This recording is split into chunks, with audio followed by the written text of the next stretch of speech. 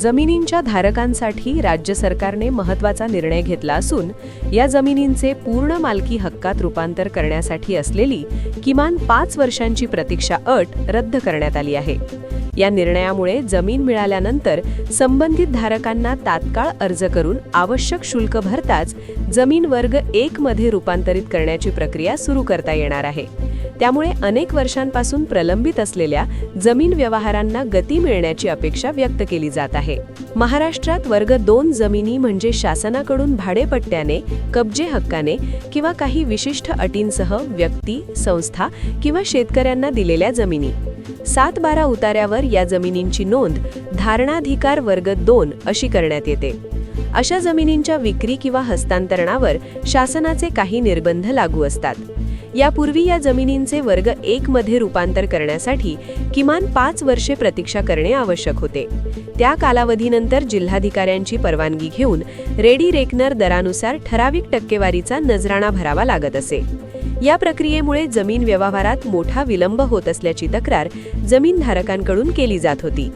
नव्या निर्णयानुसार आता 5 वर्षांची अट रद्द करण्यात आल्याने जमीन मिळाल्यानंतर संबंधित धारक थेट जिल्हाधिकारी कार्यालयाकडे अर्ज करू शकतात।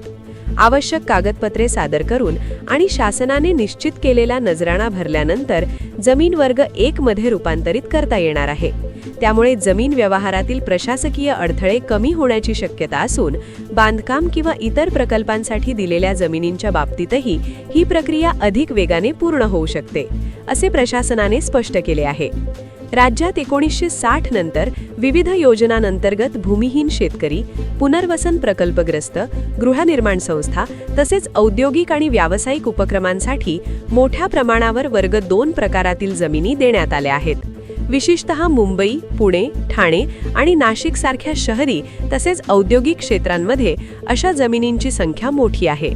या जमिनींच्या मालकी हक्काबाबत असलेल्या गुंतागुंतीमुळे अनेक विकास प्रकल्प आणि गुंतवणूक प्रस्ताव अडथळ्यात येत होते। नव्या निर्णयामुळे या प्रक्रियेला गती मिळेल असा अंदाज तज्ज्ञ व्यक्त करत आहेत। तथापि 5 वर्षांची अट रद्द झाली असली तरी जमीन वर्ग 1 मध्ये रूपांतरित करताना नजराणा भरण्याची अट कायम ठेवण्यात आली आहे। रेडी रेकनर दरानुसार शासनाला ठराविक टक्केवारी जमा करावी लागणार आहे। या प्रक्रियेद्वारे सरकारला महसूल मिळण्याबरोबरच जमीन व्यवहार अधिक पारदर्शक आणि नियमानुसार करण्याचा उद्देश असल्याचे प्रशासनाचे म्हणणे आहे।